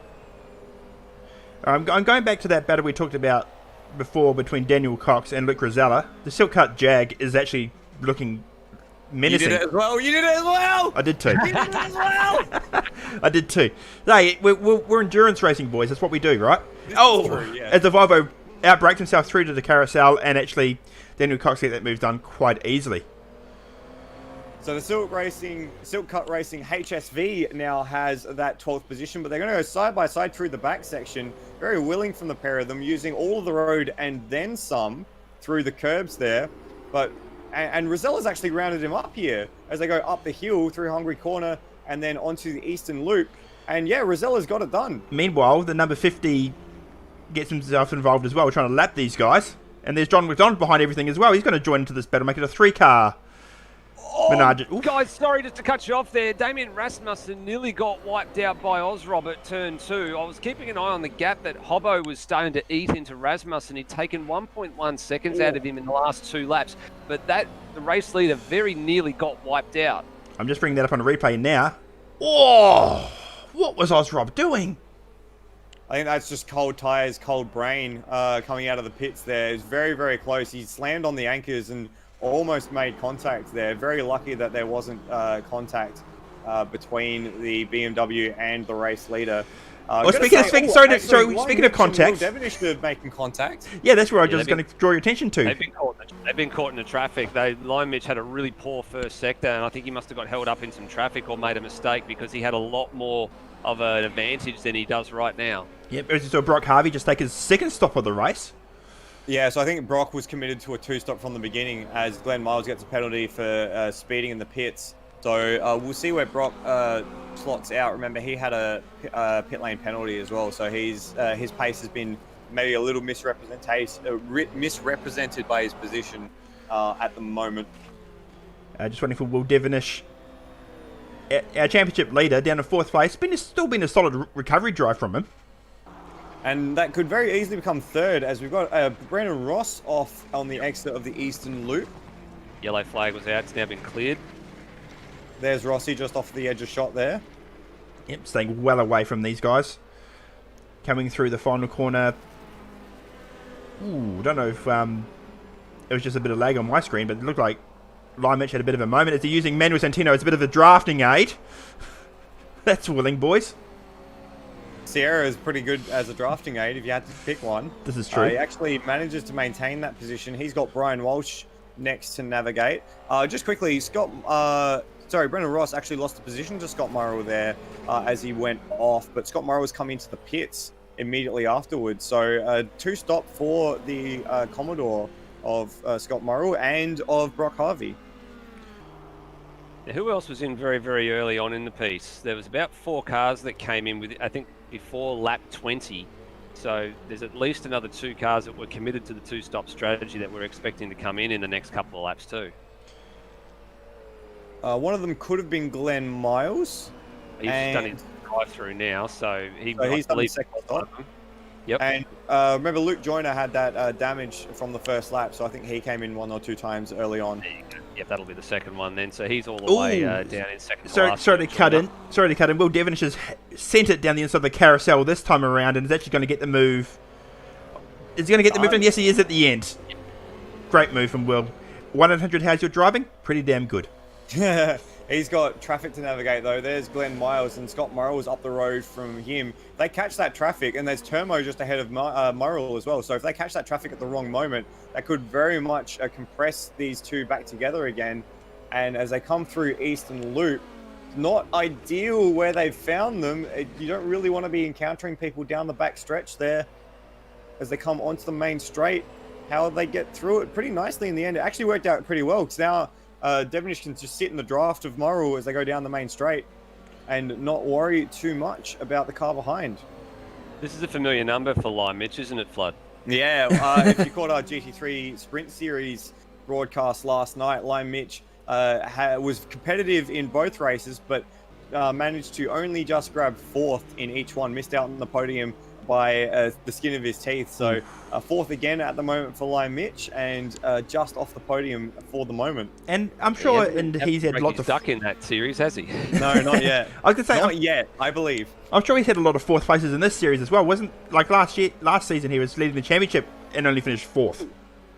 Yeah, the last 2 of the last 3 races for Lime Mitch have been 4th. So Pukekohe and Barbagallo finished 4th, and his best result on the season is actually a 2nd place at the opening round.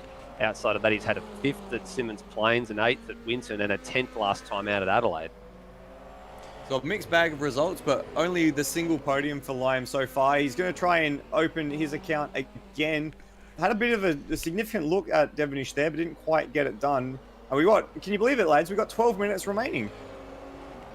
Anything could happen in the next 12 minutes. Tell you what, that gap out the front between Rasmussen and Hobson, that's holding pretty steady at the moment. Yeah, it's stabilised just for the moment. Hobbo was taking some big chunks out of it. They were pretty well matched last time around. Rasmussen was quicker to the tune of 9 thousandths of a second. So basically not very nothing. Much in it at all. Yeah, pretty much basically nothing. I'm wondering if Hobbo's just hoping that the traffic is going to be a little bit kinder to him, and then he'll be able to close the margin down. That time around, it was actually a 0.3 of a second swing in favour of Hobson. He gained over Rasmussen. So it's not over and done with yet. I still think the fastest out of those 3 Synergy Sim Racing cars over the course of the season, maybe not in particularly this evening, is Scott Nolan, and that the championship position shows that. He's recovered to 6th place, just made the move on Steve Bolger recently enough. So a bit of a recovery drive after having to take an errant pit stop for some unknown reason. We haven't quite gotten to the bottom of that yet. We'll probably find out post-race from one of his teammates. But 6th is still a very solid result considering the circumstances. All right, I'm going to go back down. Oh, there's a bit of a crash in the final Oh, corner. yeah, Looks like big Rody massive- and Luke Joyner. Roddy and Luke Big Joyner. accident back there. Okay, Yep, let me find big that. accident back there. Okay, bring up the replay of this bad boy. And it was because of the leaders coming through. And that was, they almost took out the leaders, in fact, as well. Oof. Yeah, it looks like there was a bit of. I'm not. Who's that? Rasmussen was trying to go down the inside, and Roddy left in the room, and then got tagged by Joyner when he was just trying to recover to the racing line to go down the main straight. Racing Yeah, incident. I'm not sure Yeah, I if think Joyner that'll be- there was completely missed his mark because he was distracted or trying to get out of the way of Hobbo. But yeah, ran very, very wide and impacted the rear of the Sierra. They're going to be rounded up very shortly by Will Devonish as well, and Lime Mitch to boot. Will Devonish seems to have broken that elastic from Lime Mitch as well. So shall we try and cap where everyone is very quickly before we get to the last throws of the race? Done. Agreed. Okay, so you know what? There's a cool shot downhill. Let's try to catch that. So Damien Rasmussen currently in the leads. Although that gap has now come down to just over a second. Hubbo's putting in some quick laps once again. Here we go. We'll lock off the camera there. The Rasmussen and Hobbo coming through now. Fair back gap to Will Devon is 12 seconds. Meanwhile, there's Termo 1 lap down. And Luke- Luke Joyner just behind him. Many laps down. And there's Devo. Lime Mitch, Rody, Brock Harvey, Brock Harvey and Scott Murrell. and the So big that's dog. Brock and Murrell arguing over 15th. Mm-hmm. There's Brendan Ross. He's in 9th with Wayne Spencer, who's 5th place behind him. That's Dane Liccardo. He's down in 20th. Brian Walsh in, can't quite see where Walsh is, 21st actually. And then there's Daniel Cox in the Silk Cut HSV, and he was arguing over 11th with Cracker and Luke Rosella, who we just saw go side by side through there. Yeah, those two have changed hands a couple of times on this lap, Rosella and Cracker. Now Cracker's finally managed to get ahead. So then we just saw Scott Nolan and Steve Bolger, and then there is our race leader already through. No, it's got not. Yes, it was. That was. Does it take long at 50-second ball ring? No, it's a lot to get your head around. My head's spinning just trying to think my way through it. Your head spinning around. Spinning around. You knew it was going to come. Oh, Brendan Ross is lost it out of the. Speaking of spinning around, Brendan Ross on the corner, the exit of the carousel. Segway. So that was out of turn 3. He's managed to maintain 9th, but he has Daniel Cox, Cracker, and Luke Rosella much closer behind him now. So only to the tune of about 3 seconds compared to the 6 or 8 second gap he had before that. Yeah. We just saw. Yeah, he just gassed it up on the exit of 2, and that was enough for Rossi to go backwards. Extremely easy to do in these low grip cars. Absolutely, especially when your tyres have probably seen better days. Will Devonish is now up 2 seconds over Lime Mitch, who's parked. Ooh, Is Lime Mitch parked up? No, he just lagged on my screen. It's fine. I'm just going to bring us back to the front because the leaders have quite the mob of traffic to get through, and this could bring Brendan Hobson into the battle for the lead. So just in the foreground a shot, that is Scott Nolan, Hounds Brunswick, Steve Bolger, and there is our race leader, Damien Rasmussen. And then behind him, Brendan Hobson is just trying to make the pass on Matt Cecil. Hounds gets out of the way pretty nicely, doesn't affect the lead battle too much. But remember, Bolger and Nolan are in a battle for position as well. So this could be a bit tense here as the Synergy Sim Racing cars try to make it through on the battle for their own teammate. Yeah, down to 0.8 of a second now. Rasmussen had a bit of a moment coming out of 2 as well. Gathered it up. Ooh, a lot of curve from Hobbo. And Bolger's not going to want to let these 2 leaders go through easily. Remember, he's trying to catch the car in front. We got all 3 Synergy cars in the same shot for one of the few times this evening as they come onto the main straight. Now, if that Beamer gets out of the way, it's got to the way of Damien Rasmussen, okay, and I think Hobbo's going to get past him. Oh, maybe not. That's Not far back enough to strike on that one. That's what I feared, Mike, was a bit of a problem there because Hobbo's going to have to follow that Beamer all the way down the back S's. Yeah, and especially considering that Bolger doesn't really want to give away too much, considering Nolan is just ahead. and he's already gave away 6/10 just letting the leader through, and he does let Hobbo through. So Bolger very gentlemanly there, letting the 2 leaders through, and hopefully for him, Nolan is as generous as he was. I can't imagine Nolan would make it too hard on his teammates. This is true, but I think because they're all in the same Discord chat, so they will probably be talking amongst themselves and setting it up so that way they can get through without affecting Nolan's race as much as affecting their own. Getting blue flags now, Nolan, so he'll just let it. He'll just stay to the right here. There goes the race leader, and he's going to give the outside to Hobbo as well. Well done. Yep. And that's actually allowed Bolger to roar back up onto the tail. So, yeah, very, very close now. In fact, it's only a few car lengths as they come onto the back straight. Ooh, as we see Rhodey going slowly through the back S's, I think he had a moment. Yeah, I think the skid marks on the racetrack indicate that as well. He stays well off the racing track to allow that group to go past. With 4.5 minutes to go, who's your money on? I'm going to stick with Rasmussen. I think Yeah. he's still got enough. Surprisingly, though, I'm surprised at the lack of DNFs. I was expecting this to be a bit of a bloodbath. No, Yeah, it's a bloodbath in terms of the amount of laps that people are down. Like there's guys at the back of the field that are 6 and 7 laps down. That's true, yeah.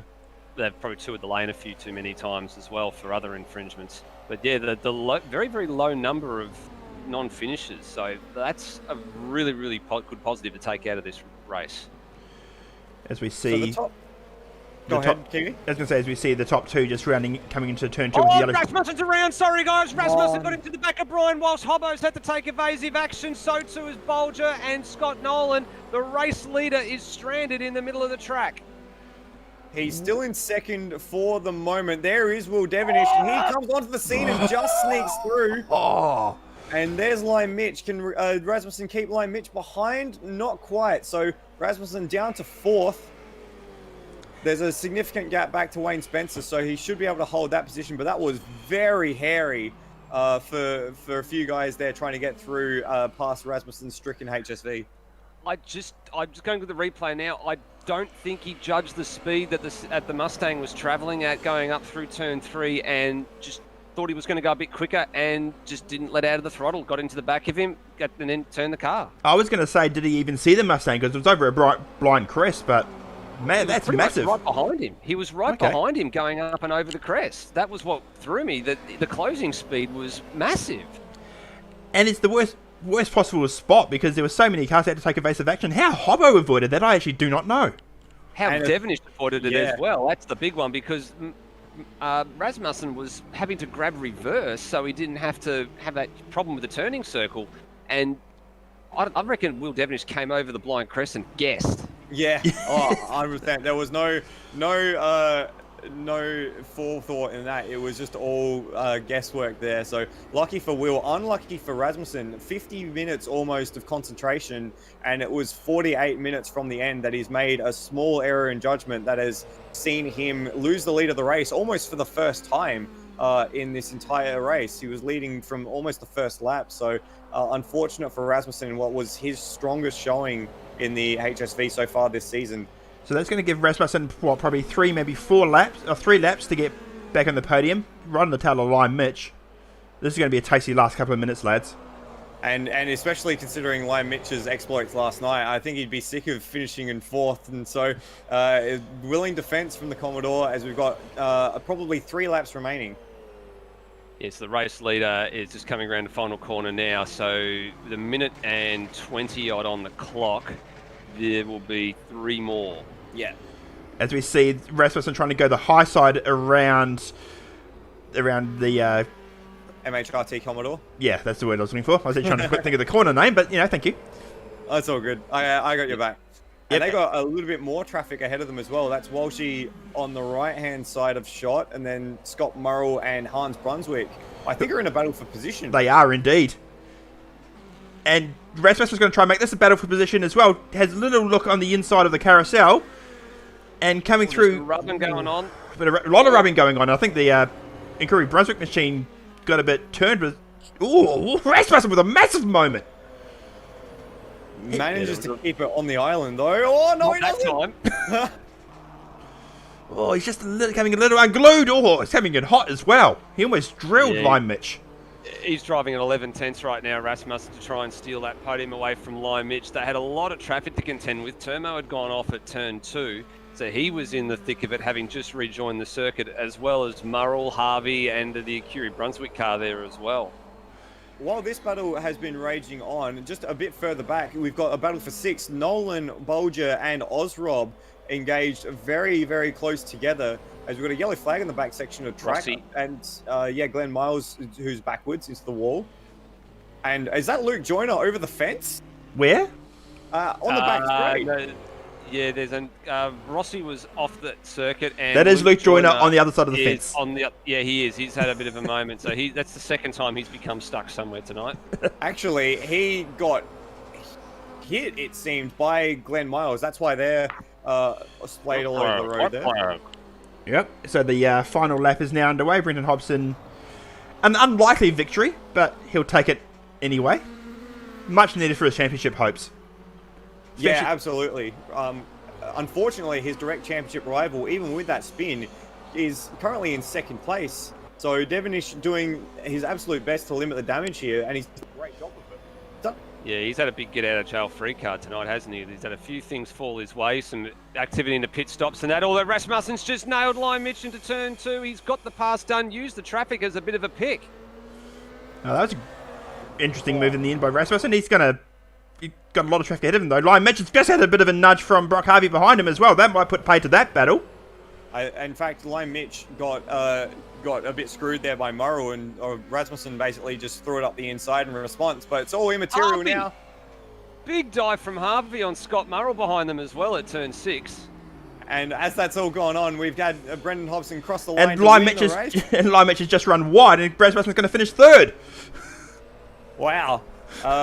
Devonish is in second place. There is Rasmussen now coming towards the line. So Rasmussen recovers to third place. Lime Mitch, another fourth place for him this week. Unfortunate, but still a very, very good result in the Commodore. Wayne Spencer's going to come across the line in fifth. And they will be, I think Nolan might be the last car on the lead lap in sixth place. Correct. Wow. Seventh place here, Steve Bolger. Eighth place tonight is Ozrob, followed by Cracker, who's just come across the line now. Daniel Cox rounding up the top 10. Whoa. Whoa, what a race, boys. Yeah, what a madhouse. We've said that a lot about TCAC this season, but certainly tonight it was turned up to 11. A lot of the leaders having problems, a few spins, a bit of traffic playing into it at the very end, and battles all the way through right up until and beyond the very last lap. And What surprised me in that one, guys, is the two guys that sort of are at the top end of the point standings. I mean, it was actually three guys: Hobbo, Will Devonish, and Scott Nolan. Hobbo with a good win, getting back some of that points advantage that he has lost to Will Devonish. Big free kick for Will Devonish tonight. Damage limitation after the early spin, and Nolan to finish sixth after having to stop twice through mistake in the pit sequence. He's not out of it either. That's a big damage limitation for him. Yeah, and it was unfortunate because he certainly had the race definitely to podium, if not win tonight for Nolan. So that sixth place is going to be a little bit of a mishap when we look at the season wrap up. Maybe this could be the opportunity that was missed. But sixth is still better than not sixth. But yeah, definitely his two championship rivals taking a bit more points out of him tonight. that was something. So a lot cleaner than we thought too. This is true. I think everyone got all their angst about the track out in practice. Got all their awful driving out in practice, which was a lot of fun. I will say that. But yeah, come the race time, I predicted 17 finishes. We ended up with 22, which is more than that, 24. I think we only had two DNFs. 24. We only had the two DNFs. Everybody else. We did have Glenn Miles and Luke Joyner DNF late on the piece. That could have just been their finishing. I'm wondering if they're going to be classified because they got to a certain distance, but I mean they were a number of laps down. That's the only question over that. So Yeah, I don't think it was Luke Joyner's fault. He ended up on the other side of the fence. I know. I think he got a bit of a tag there. So maybe look at that again later on, or see it in the replay file. But yeah, in the end, 4 non-finishers. But at the top of the podium was Brendan Hobson tonight for Synergy Sim Racing. Brendan, your first win of the series. How's that feel? Or second win, sorry. You did win at Barbagallo, I forgot. Yeah, that one doesn't count though. That wasn't a win. That was just that I got there before the other guys. Well, you could argue the same about tonight. I mean, both your teammates had very good races that were undone by a bit of mishap throughout, and you were the most consistent and the cleanest throughout the race. Well, you wouldn't have thought so. A couple of laps into the race, I didn't do very well in qualifying, and then went straight off the track on about lap 3, and I thought that was it really. But yeah, from then to the finish, we didn't have any more dramas. I mean, the guys were unlucky. Traffic was always going to be a big thing around here, and that's what brought Damien undone towards the end there. And Scotty was super unlucky too, because he got doubled up on a pit stop but didn't get any notification that someone was entering the same pit stall as him, which happened to be Damo. So yeah, very unlucky that those guys ended up having that happen to them. Obviously, it wouldn't have happened had he have known. So that was pretty unfortunate, and that sort of ended both their nights for the chance at the win anyway. I think they both salvaged pretty good results, but I feel real bad for Damo. I mean, he was so quick, and I had thought, because I caught him towards the end of the first stint on the tyres, that maybe I could just run a little longer, get the better tyre in the last part of the race and run him down in the last sort of 10 minutes. And the dude started gapping me with like 5 laps to go, and I couldn't understand it. He was so quick. So I feel bad for him. He deserved to win it. Yeah, we'll talk to Damo a little later on, because he managed the podium, and it was certainly his strongest result for this season. But back to your performance, very consistent, very clean, and a good leg up as we head to the back half of the championship for you. You really capitalized on the HSV's pace tonight. Yeah, it'd be interesting to see how the cars stack up. Obviously, there's been a change to them, and I think that they seem to be, I don't know, we'll see. The HSVs seem really fast tonight, which is not something we could have said all year, but it's probably not a great indicative track for it. I mean, the track was pretty hard. The track itself was probably a bit average with some weird bumps and things in the surface and stuff. So I think we'll get a better idea of it once we head to some more conventional tracks. I'm not sure, but I think Hidden Valley's coming up maybe next or soon anyway. And that's a pretty good model, that track. So I think it'll be a better representation of the balance on all the cars. But yeah, the Commodore was good tonight, which was nice for change. And yeah, bank a result accordingly. Yeah, capitalized on it. Hidden Valley is our next round out in 2 weeks. You looking forward to that one? Well, I've always had pretty good races there. We'll see how it goes. Again, I don't want to get ahead of myself, so I think that will be a better indication though of where the cars all stack up. But yeah, we'll just wait and see. I'm definitely not getting ahead of myself. Will's got a little bit of a margin in the points, I think. So I think he finished second tonight, which means we're not gaining much on him. So yeah, we'll have to do that every week to the end, and maybe even still hope that he has a bad round somewhere. So we'll just keep doing the best we can, not worry about him, and see how it all stacks up at the end. Yeah, well, you worked your way to a win tonight. Congratulations, Brendan Hobson. Yeah, thanks, guys. Second place tonight was Will Devonish. Will, a little bit of an early mishap, but you actually drove a great recovery drive. Just take us through the race from your perspective. Yeah, just a silly bump at the start, and the Merc is, I think all these cars, if you get bumped at the front, they become really unstable. So with the undulations in this track and the bump, it just spun me around, and being early on, it was field flooded me. So yeah, recovery drive seems to be a common theme this year, especially in the other series. Yeah, can't be too unhappy with a second after what happened. Yeah, and especially considering that your direct championship rival finished a bit further down the order, you managed to salvage a lot of good points in the championship. Talking on the adjustments to the cars that were made through the week, do you feel like the balance has shifted in your car, or in your car relation to the other cars in the field? Yeah, I've kind of feel it is an improvement in the mod. All the cars are very similar. Like this track had a bit of everything. It had the raw the straights that support the cars that have the bigger engines, and then it had a lot of turning. So I think you look at the top 5 times are all done by different cars, so it's really lined everything up. The tyres are probably gone a little worse on the Merc, but can't complain about that. And from the feedback from everyone, I think they all felt the tyres were pretty decent now.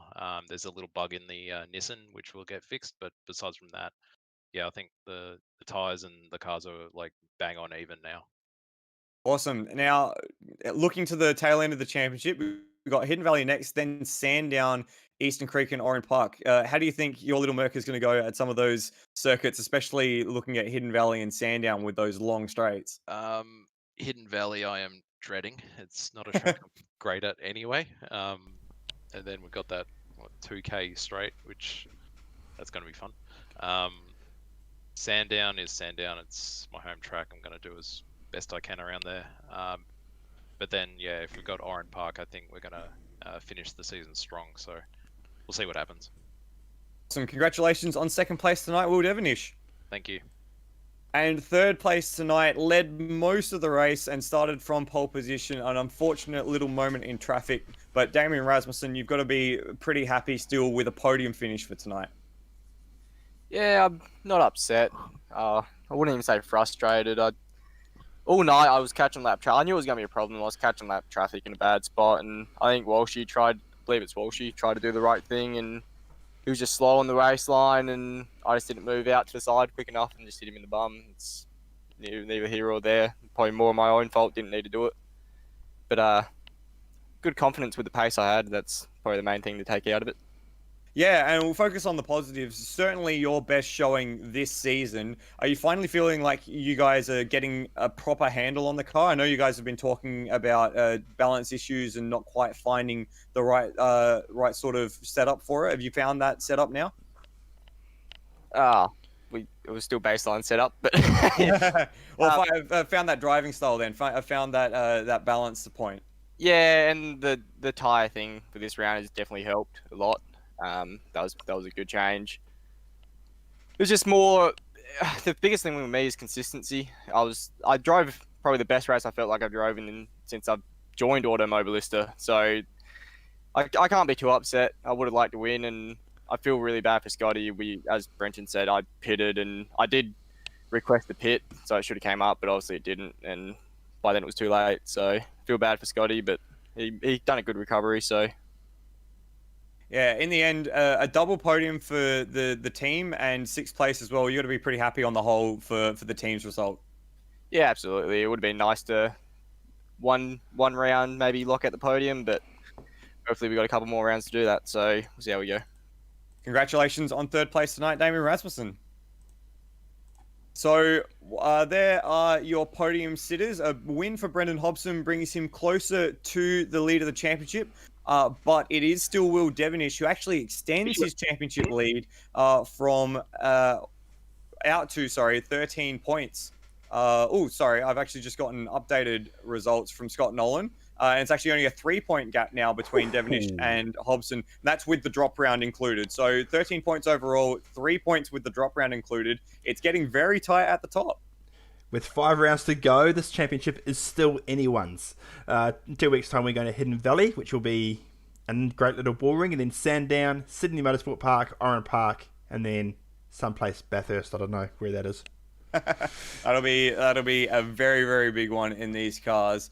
I'm surprised really that we didn't have more incident. We had a few little niggles, but we didn't really have a big one like we were expecting. No, just a lot of little big ones.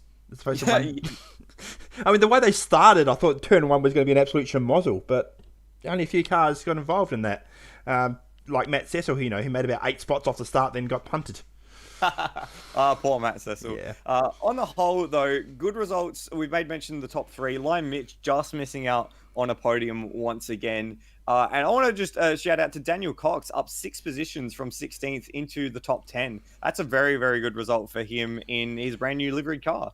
Absolutely. Good on him. On that note, I think we should probably wind the stream up because your voice, I know you've been struggling, so thank you so much for persevering tonight, Michael. No problems. And also thank you to Nether for joining us tonight. Indeed, Pleasure, indeed. guys. Showing us how it should be done.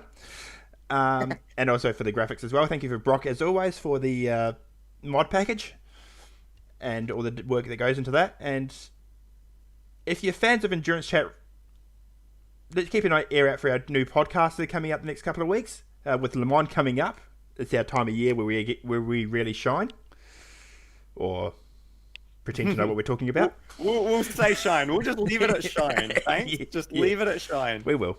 But for now, that's Marcus Zalavari. I'm Chris Riddell. We'll see you in a couple of weeks' time. Peace out. Lakeside, Lakeside, Lakeside.